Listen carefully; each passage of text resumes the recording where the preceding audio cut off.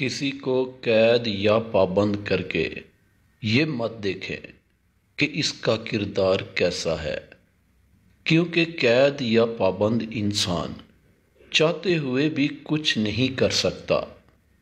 کسی کی اصلیت اور اس کا کردار دیکھنا ہے، اسے آزاد چھوڑ کر سارے اختیارات اور مواقع دے کر دیکھیں تو اس کی اڑان کتنی ہے، وہ کہاں اور کس حد تک جاتا ہے۔ یقیناً اس تجربے کے بعد ہی آپ جان پائیں گے کہ آپ کے ہاتھ میں ہیرا تھا یا پتھر۔ لوگ مکافات عمل کو کیوں بھول جاتے ہیں؟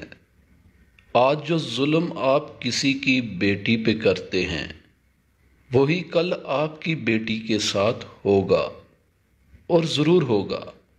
ہاں، اگر آپ مظلوم سے معافی مانگ لیں اور وہ معاف کر دے تو شاید اللہ بھی معاف کر دے، لیکن ایسا کم ہی ہوتا ہے کہ کوئی جرت کر کے معافی مانگے یا واقعی اسے ندامت ہو۔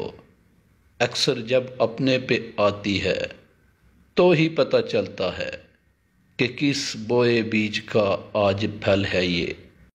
میں کیوں مایوس ہوں؟ میرے پاس تو وہ اللہ ہے جس کے ایک اشارے پہ پہاڑ پگھل سکتا ہے اور موم پتھر بن سکتا ہے۔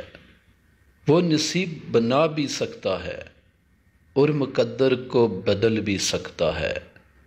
اگر ایسا نہ ہوتا تو وہ کبھی انسان کو دعا سے آشنا نہ کرواتا، معجزوں کا علم نہ دیتا، اور میرا اسی رب پر توکل ہے۔ پسند اور محبت۔ پسندیدہ شخص سے دل بھر سکتا ہے، لیکن جس سے محبت ہونا اس سے دل نہیں بھر سکتا۔ یہی فرق ہوتا ہے پسند اور محبت میں۔ پسند بدلتی رہتی ہے جبکہ محبت کبھی نہیں بدلتی، اور سچی محبت کرنا ہر کسی کے بس کی بات نہیں ہوتی۔